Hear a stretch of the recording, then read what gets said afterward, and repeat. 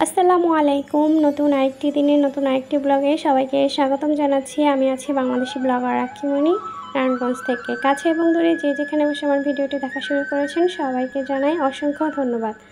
আশা করি আমার আজকের ব্লগটি আপনাদের কাছে একটু হলেও ভালো লাগবে।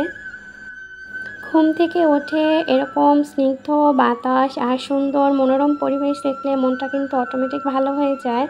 তো সকালের পরিবেশটা উপভোগ করে তারপর চলে আসলাম রান্নাঘরে। 2 কাপ গরম গরম চা বানিয়ে নিলাম।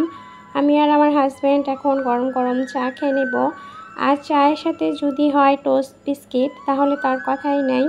চায়ের মধ্যে টোস্ট বিস্কিট ডুবিয়ে খেতে কিন্তু অনেক ভালো লাগে। তো সকালবেলা ঘুম থেকে উঠে আমাদের প্রথম যে খাবারটা খাওয়া হয় সেটাই হচ্ছে চা আর বিস্কিট।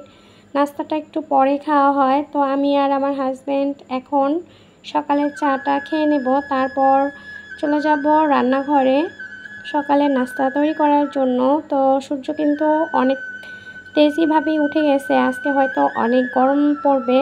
তো সকালে নাস্তা কি তৈরি করব ভাবতে ভাবলাম যে সকালে আজকে বউ ভাত তৈরি করে নিই আর 2 রকমের ভর্তার আইটেম করি।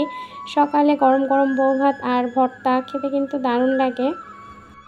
মাঝে মাঝে সংসারের কাজকর্ম করতে কিন্তু অনেক বেশি অলসতা লাগে, কিন্তু যতই অলসতা লাগুক না কেন খাবার কিন্তু খেতেই হবে, রান্নাবান্না কিন্তু করতেই হবে।